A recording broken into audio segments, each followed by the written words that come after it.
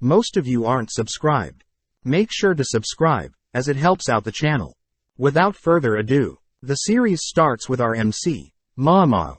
Hearing her father call out to her, asking Mao to deliver some medicine to the Verdigris house, but to be careful of kidnappers. As Mao heads into town, we see a gorgeous woman, Perrin, renowned as one of the 3 famous princesses of the Verdigris houses, catch the attention of all the men in town. Having dropped off the medicine at the Verdigris house, Mao begins writing up some notes on her most recent experiment, but is interrupted by Perrin, worried that Mao's experiments are harming her. Just then, the granny of the Verdigris house greets Mao, reminding Mao to not perform any risky experiments, wondering if Mao would like to service people and earn a little bit of cash as a courtesan.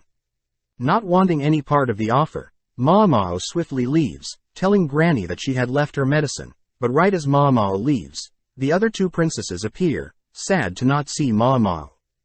As Mao heads home, she passes by herb field, ecstatic to be collecting such luscious herbs, but suddenly is interrupted by some thieves.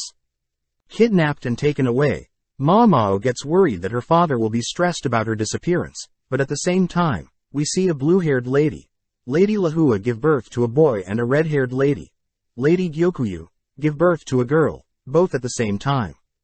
As 3 months pass by, we follow Mao, now working in the rear of the emperor's palace, where women are raised with the intention of giving birth to the emperor's children. The rear palace forbids any ordinary men, only allowing relatives of the emperor or eunuchs, male workers that have lost limbs and are unable to work normal jobs. The overall location houses 2,000 concubines and servants combined along with 1,000 eunuchs, but Mao knows that since she is a serving girl, her life is expendable. Mao also notes how there are shut-in concubines, but Mao can't really complain about her current job, as she at least gets paid. Running into a fellow service girl, Xiaolon, Mao helps guide Xiaolon to her delivery location, sad to see that girls are taught the bare minimum to work here, knowing that even servants like her have the opportunity to become low-ranking concubines, but due to her childlike body, Mao brushes that thought aside. That evening, Mao chats with Xiaolon, learning that there have been rumors of a very handsome eunuch that had been spotted in the rear palace. That night, we see a very handsome man, Jinshi, checking up on Lady Lahua and Lady Gyokuyu. Sad to see that Lady Lahua is losing weight and growing ill, but is also terrified that both ladies' children are mysteriously falling ill. The next day, Xiaolon reveals to Mao that there have been rumors of a curse plaguing the rear palace, as all 3 of the emperor's children have mysteriously passed away.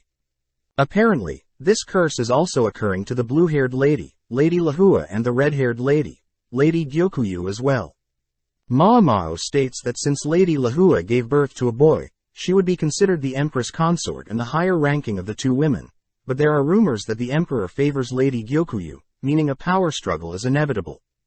Whilst eating, Mao also hears Xiaolon mention how Lady Lahua is getting sick as well, exhibiting symptoms of headache, stomachache and nausea. Having worked as an apothecary back in her village, Mao begins deducing possible causes that may have led to the symptoms, suspecting that someone must have poisoned Lady Lahua, but rules that thought out after some more thinking. Wondering if the cause is something passed down hereditarily, Mao wonders why she cares so much about rumors, but cheekily remarks that she should at least go and see if the rumors are true. Upon entering a more high-ranking area of the palace, Mao spots a crowd forming around the malnourished Lahua, who is accusing Gyokuyu of cursing her child. Not wanting things to get out of hand, Jinshi is called to stop the fight, but as Mao gets a closer look at Lahua, she manages to pinpoint the cause of this supposed curse, passing by Jinshi as Mao wonders how she can help without exposing herself. Choosing to tie a note onto a mysterious flower, Mao's message is ultimately ignored, leading to Lady Liwa's boy sadly passing away. Cutting to Gyokuyu, she is seen having a private meeting with Jinshi, revealing that she had received a mysterious message a while ago, telling everyone that the rhododendron flower that the message was tied to had a white part that was poisonous. Sadly, the palace physicians had ignored the message, but Gyokuyu would like to know who was the genius that gave them the message, asking Jinshi to track down the genius. Having suspicions of who this person could be, we cut to Xiaolon and Mao on their break, gossiping about any new updates regarding the emperor, but suddenly one of the eunuchs asks for the girls to head to a part of the palace. Upon entering the assigned room, Jinshi appears, greeting the girls and introducing himself as the manager of the rear palace. Without saying another word, Jinshi writes a message on a piece of paper, asking only girls with freckles to remain in the room. Afterwards, Jinshi asks everyone to leave, shocking Mao, as she realizes she was the only one that can read, meaning Jinshi has found his target. Asking Mao to come quietly, Jinshi and Mao begin heading through the palace, with Jinshi revealing that he had looked into Mao, and records said Mao couldn't read, but wanting to not stand out, Mao feigns ignorance. As they enter a different part of the palace, Mao prays that she doesn't get punished for anything, but upon entering Gyokuyu's room, Mao shows relief, seeing Gyokuyu's daughter, Xiaoling, is alive and healthy. Not wanting to take credit for saving Gyokuyu's Xiaoling's life, Mao tries to feign ignorance once again, but Jinshi pulls out the message received a while ago, stating that he knows the cloth used to write it was most likely from the skirt from a girl working with clothes. With no other reason to hide, Mao reveals that she had figured out that the white powder concubines used to appear paler as poisonous, having seen various women in her village continue to use the white powder, but at the cost of their lives. Mao also adds that she was able to identify the poison, due to being an apothecary, having knowledge in medicine overall. Hearing this, Gyokuyu states that a while ago, she was given the same white powder, but upon discovering that her child along with the nurse that provided the white powder was getting ill, Gyokuyu had stopped using it entirely, ultimately sparing her baby's life.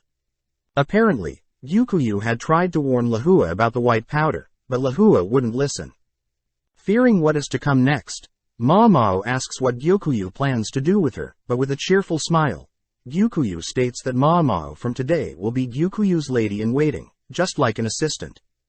As Mao walks through the rear palace, Mao wonders if her being discovered is a good or bad thing, but at the same time, we see several soldiers suddenly collapse, suspecting that they've been poisoned.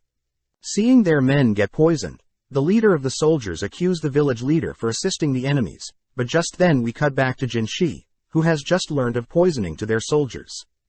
Changing topics for a bit, one of the eunuchs asks Jinshi about Gyokuyu's new attendant, but Jinshi states that compared to Liwa's 10 attendants, Gyokuyu only has 4. But Jinshi reiterates that Gyokuyu is quite smart, only choosing attendants that she can trust, which explains why Mao is a candidate, as her knowledge of medicine is too valuable. Hearing the eunuch fear that Mao may abuse her new positions as Gyokuyu's attendant, Jinshi reasons that he should seduce Mao a bit. The next morning, Mao is seen packed up, chatting to Xiaolong, as she begins making her way to the Jade Pavilion, where Gyokuyu lives. Just then, Mao spots Jinshi flirting with several women, only to turn to greet Mao, following up by grazing Mao's hair in an attempt to seduce her, but this only weirds Mao out. Upon arriving at the Jade Pavilion, Mao is greeted by Hongyang, the head lady in waiting for Gyokuyu, who offers to show Mao around the Jade Pavilion. First visiting Gyokuyu, who warmly welcomes Mao to her new home, remarking that her child Xiaoling also is happy to see her. Next, Hongyang shows Mao the guest waiting room, the kitchen and living room where all the ladies in waiting are cleaning. Introducing themselves as Yinghua, Gaiyuan, Ailan, but when Mao introduces herself, all the girls notice Mao's wrapped-up arm. Hongyang states that there are no service girls in the Jade Pavilion, meaning that the 5 of them will have to do all of the work around here, but when Mao offers to help them clean up, the ladies stop Mao asking that she rest up for now, alluding to a special job that Mao will have to do later on. As Mao leaves, 3 of the girls begin speculating on Mao's tragic past, collectively shedding a tear for Mao. Showing Mao to her room, Hongyang instructs Mao to rest until she is summoned. Amazed at the spacious room, Mao is amazed at the promotion, knowing that only elites are normally hired to attend to such royals. That evening, it's revealed that Mao's special role is poison tasting, but Mao can't help but get excited at tasting such luxurious food. Jinshi reveals it is a serious role as when Gyokuyu was pregnant, people had tried to poison her twice, with the food tester being paralyzed after tasting the poisoned food. Starting with the first dish, Mao checks for any distinct marks or scents, only to finally taste the food, noting no numbness and concluding that the first dish is fine. As Mao makes her way through other dishes, Mao thinks about how she would run various experiments using poison when she lived with her father, meaning that she has grown immune to most poisons. That night, Mao advises Gyukuyu to switch the ceramic dishes for silver, as silver will react with most poisons. Amazed, Gyukuyu reveals that they had purposely used ceramic dishes to test Mao's logic, wondering why Mao doesn't reveal that she can read, write and has knowledge in medicine and poisons. Mao states that her kidnappers take most of the money she makes, intriguing Gyukuyu as she knows Mao doesn't want to give the kidnappers any more money. Turning to Mao, Gyukuyu hands Mao a large teapot, dropping it before Mao can grab a hold of it, only to wink at Mao as Gyukuyu states that she'll have to deduct damages out of her normal pay, but since she helped with poison testing earlier, Gyukuyu hands Mao a payment equal to her regular salary, that can't be touched by the kidnappers, impressing Mao as it's a loophole that Gyukuyu is using to help her. The next day, Mao is told to once again rest, only called to test meals that may be poisoned, but easily gets bored.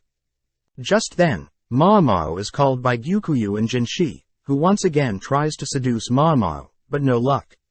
Showing Mao a case of Baozi buns, Jinshi asks for Mao to check the authenticity of the food, but upon smelling the buns, Mao detects an aphrodisiac in the food.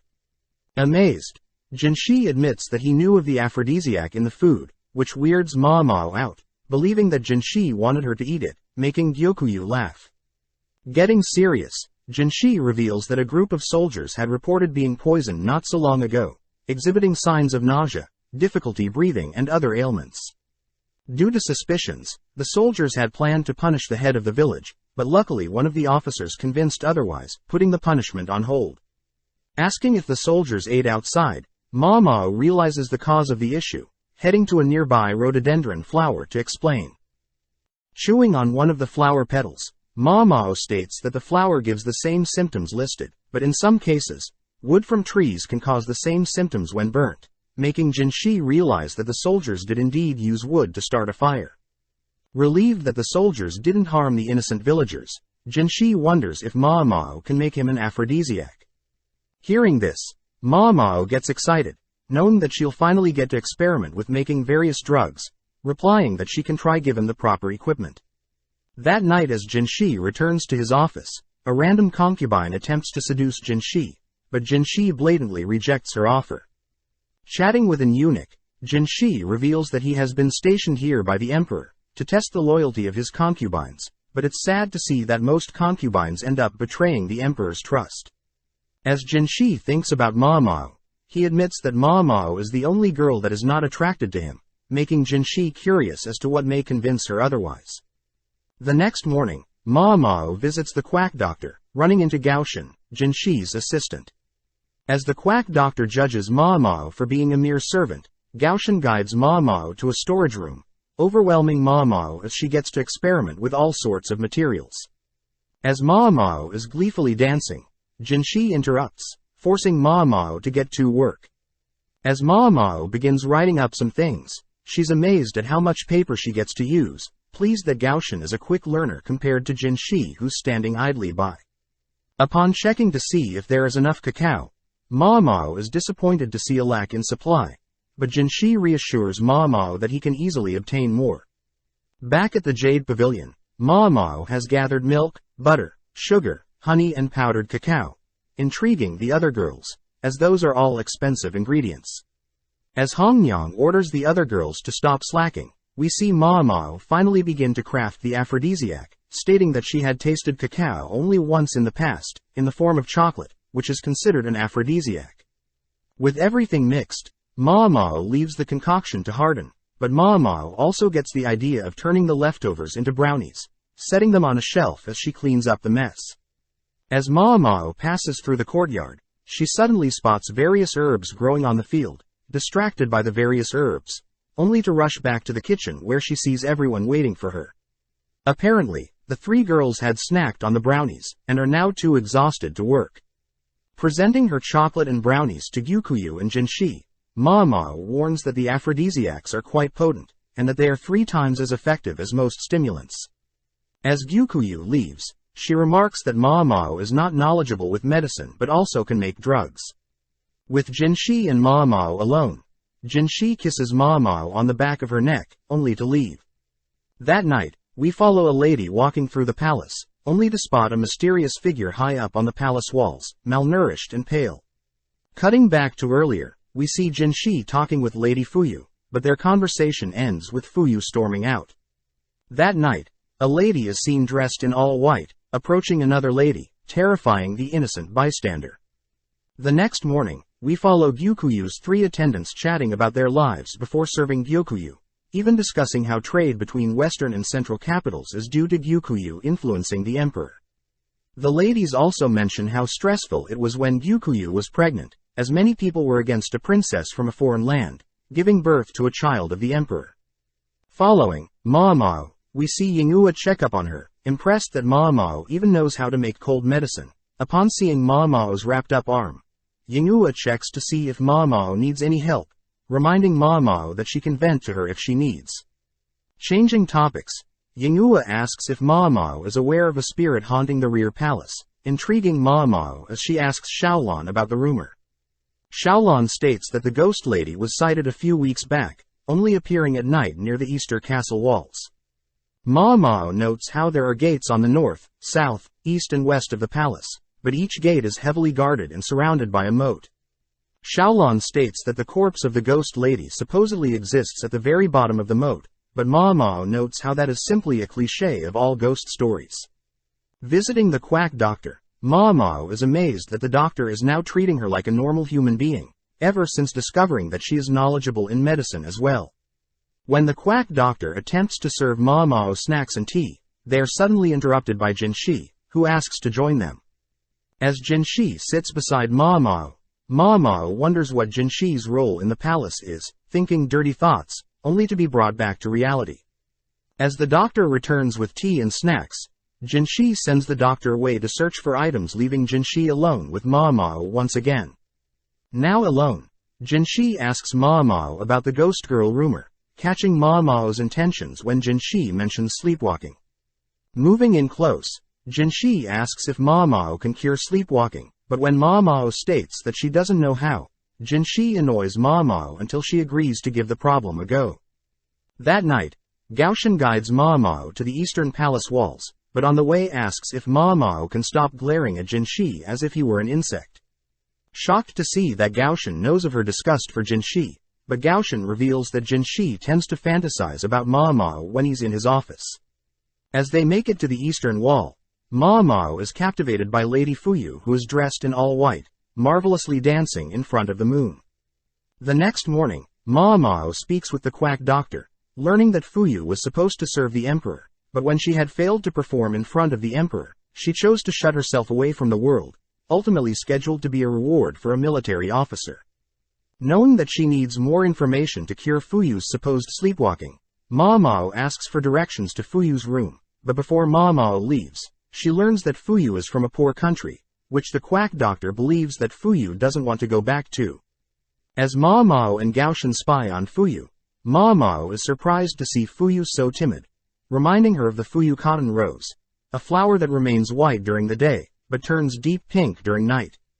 Returning to Xiaolan to ask for any more details, Ma Mao learns that the ghost lady had originally been spotted on the north side of the palace, but has since moved to the east. Believing that she has found the solution, she wonders if she should operate on solely speculations, but still chooses to present her findings to Gyukuyu and Jinshi. Ma Mao starts by recounting a tale of a concubine that lived in the town near her village, being a cheerful and skilled poet at first, but upon learning that she would be bought, had purposely acted demonic to avoid being bought. Additionally, Ma Mao adds that the person attempting to purchase the lady was a wealthy merchant that had a wife and kid. Hearing this, Gyukuyu wonders if Fuyu was the same, but Jinshi smirks, asking if Ma Mao is telling them everything she knows. With nothing else to add, Ma Mao states that since that day, Fuyu had been forbidden to leave her room, but Ma Mao hopes that everything works out. As days pass by, people start noticing Ma Mao more quiet than usual, leading all the way until the day of Fuyu's departure with her assigned military officer. Having a private chat with Ma Mao, Gyukuyu asks for Ma Mao's true answer to Fuyu's sleepwalking, convincing Ma Mao to reveal the rest of her solution. Apparently, Ma Mao believes that the military officer and Fuyu are childhood friends, having heard reports of the military officer insisting on Fuyu as his reward. Ma Mao hypothesizes that Lady Fuyu had purposely failed at her dance performance in front of the emperor, to avoid any attention. Next, Fuyu had faked her sleepwalking symptoms, as a way to devalue herself as a woman and give people reasons to get her out of the palace. Finally, Lady Fuyu's dance on the Easter Palace walls was most likely her way of praying for her military childhood friend to return safely from the eastern battlefields. As Fuyu leaves the palace, she shows her relief to finally reunite with her childhood friend, showing that Ma Mao's deductions were spot on. That evening, Ma Mao is seen wondering what it must be like to fall in love, but at the same time, Gaoshan asks Gyukuyu a favor involving Ma Mao. Cutting to Ma Mao, we see several of Liwa's ladies in waiting scolding Ma Mao, having pushed Ma Mao down, and begun berating Ma Mao for trying to feed Lihua such disgusting food. Flashing back, we see that the emperor is visiting Gyukuyu, having Ma Mao taste the food for poison. But before Ma Mao can leave, after confirming that the food is not poisoned, she's surprised to see the emperor personally ask for a favor. Apparently, the emperor had asked for Ma Mao to solve and cure the Lihua, as Lihua is acting strange, and since it's a request directly from the emperor, Ma Mao has no reason to refuse. Cutting back to the present, Ma Mao begins cleaning up the spilled food she had made for Lihua, only to be kicked out by Liwa's lady-in-waiting. Having lunch with Xiaolon, Ma Mao tells Xiaolon about Liwa's sick state, reasoning that the white powder must still be running through her body, but luckily the white powder along with the flour that it has come from has been banned from the rear palace. Xiaolon is amazed that Ma Mao was personally asked by the emperor to cure his concubine, but Ma Mao notes how strange it is that the emperor is asking her instead of the quack doctor, finishing up her meal, only to head to the kitchen. Knowing that she needs to expel the existing poison from Liwa's body, Ma Mao decides to create a better-looking porridge, but gets refused and kicked out by Liwa's lady-in-waiting. Trying once again, Ma Mao has no luck, but catches a glimpse of Liwa's normal prestigious meal, noting how the food may be delicious, but it's way too heavy for a sick person to be eating.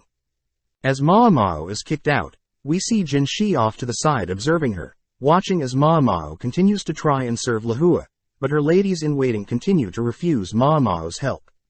One day as Ma Mao tries to bring food to Lihua, Jinshi appears, asking if Ma Mao needs any help, but seeing Ma Mao defeated, Jinshi charms Liwa's lady-in-waiting, allowing Ma Mao to finally serve Lihua a porridge. Slowly feeding Lihua the porridge, Ma Mao is happy to see that Lihua can still digest food on her own, but as Ma Mao wipes a stain from Liwa's face, she realizes that Lihua is covered in a white powder, similar to the poisonous one that had been banned. Getting serious, Ma Mao walks to the leader of the ladies-in-waiting, demanding to know who was in charge of applying the white powder to Lihua. When one of the leaders steps up, remarking that she was the one, Ma Mao slaps the lady to the ground, dragging her towards the draw, where she finds the poisonous powder. Dumping the powder on the lady, Ma Mao reiterates that the powder is poison, and that the lady's cocky know-it-all attitude is causing Lihua to slowly die. As Ma Mao orders Liwa's ladies-in-waiting to clean up the white powder, Jinshi can't help but admire Ma Mao's serious sudden tone, which Ma Mao quickly corrects. Getting to work, Ma Mao diluted her porridge, as Lihua is in worse condition than she thought. Next, Ma Mao opened up windows, to allow ventilation, as the incense set up by the Liwa's ladies were simply making it hard for Lihua to breathe. Ma Mao also orders Liwa's ladies to help wipe down and clean Lihua, only for Ma Mao to hydrate Lihua with tea to help flush out any toxins within Liwa's body. With Ma Mao spending more time taking care of Lihua, Lihua started to recover, allowing Ma Mao to begin adding fruits to the meal. As Ma Mao continues to take care of Lihua, it's revealed that the leader of the ladies in the meeting was punished and confined, having hid the poisonous powder from everyone. Checking up on Ma Mao, Janishi unveils a little treat for Ma Mao, who pleasantly accepts the gift, munching on the meal, but knows that the gift was from Gaoshan. Jinshi asks Ma Mao if they can help with Liwa's recovery, prompting Ma Mao to ask Jinshi to begin constructing a steam bath, stating that sweating will help Lihua as well. Returning to Liwa's side, Ma Mao suddenly hears Lihua speaking, leaning in close to hear Lihua ask why Ma Mao is helping her, stating that she doesn't want to live. Mao reveals that she knows Lahua doesn't want to die, prompting Lahua to agree, as she thinks about the memories she had with her baby. With days passing by, we see Mao help fuel the steam bath, where Lahua is instructed to sit in. Afterwards, Lahua is taken to her room cleaned off and fed, only for Liwa's ladies to help Mao clean off and dry Liwa's dirty sheets. That evening, the leader of Liwa's ladies had returned from confinement, declaring that she'll be taking over Liwa's recovery and promising to never mess up again. Hesitant to speak to Lahua, the leader of the ladies is relieved, seeing how much Lahua has recovered. With 2 months passing, Mao is happy to report that Lahua is recovering well, even able to wander the palace gardens all by herself. Seeing Lahua admire the garden's flowers, Mao admits that she thought Lahua would be arrogant and rude after the loss of her child, but it seems as if Lahua has accepted the loss, making Mao realize how pleasant of a lady Lahua truly is. As Mao rests for the day, we see Lahua sit by her side, silently thanking Mao for her help. With Mao's final day attending to Lahua, Mao reports that she has told Liwa's ladies in waiting how to proceed with Liwa's diet, pleasing Lahua. Before Mao leaves, Lahua asks Mao if she's capable of having another child, believing that the emperor no longer loves her, but Mao reveals that she was personally sent here by the emperor to make sure Lahua lives. Seeing Lahua still worried she'll lose the emperor to Gyokuyu, Mao reminds Lahua that she has assets that exceed Gyokuyu, whispering a technique that Lahua can perform that may impress the emperor in bed. As Mao leaves, she reveals that she had learned the technique from the ladies from her village when she was younger. Finally arriving back at the Jade Pavilion, Gyokuyu and the other ladies are glad to see Mao back, but that night, we cut to several men tossing trash into a fire. Out of nowhere, the fire erupts, changing into different colors that end up burning one of the men, who believes that he's been cursed. Sitting down and observing his wounds, the man begins to break down, terrified of the curse, but just then we cut to Jinshi on his morning training. Able to out-trade Basin, Jinshi commends his fellow eunuch, as Basin has greatly improved his swordplay. Getting cleaned off, Jinshi asks Gaoshan about Mao, happy to hear that Mao is recovering well, ever since returning to the Jade Pavilion. Cutting to Mao, we see her digging through a garden, ecstatic to finally find some rare mushrooms, wondering where she should hide them. Just then, Mao remembers that she has something to do, heading over to deliver Xiaolon some spare meals that Mao was gifted. Sparking up a conversation, Xiaolon asks if Mao had heard of a palace servant seducing a military officer, revealing that the servant had used an aphrodisiac, reminding Mao of the chocolates she had created. Heading over to the quack doctor, Mao reveals the matsutake mushrooms she's dug up, exciting the quack doctor. As they both start grilling the mushrooms, they both secretly enjoy the delectable taste of the mushrooms, but just then, a man barges into the room asking if the quack doctor can cure his curse. Inspecting the man's burnt hands, Mao offers to make an ointment for the burns, all whilst the man recounts what happened. The man says that 2 nights ago, he was burning trash by the east side of the palace as he normally would, only to stumble onto a discarded women's dress that had both sleeves burnt off and several wooden tablets. Knowing that he shouldn't waste time, the man simply tossed the dress and tablets into the fire, but out of nowhere, the fire began changing colors, and next thing he knew his hands were burnt. Seeing the man in utter shock, Mao takes out a stick, lighting it on fire, only to sprinkle chemicals to make the flame change color. When the man confirms that the color of the flames were the exact same, Mao states that chemicals are similar to what they use for fireworks, and as for the marks on the man's hand, Mao reasons it's probably due to the man growing a rash from the wood. As Mao hands the man an ointment, the man expresses his gratitude, but just then Jinshi appears, prompting the quack doctor to leave and prepare tea for Jinshi. Seeing such a happy smile on Jinshi's face, Mao gets annoyed, asking what Jinshi wants, but Jinshi gets serious asking Mao to come with him. Setting up chemicals in front of Mao, Jinshi asks Mao how many colors he can make with the chemicals and how to apply them.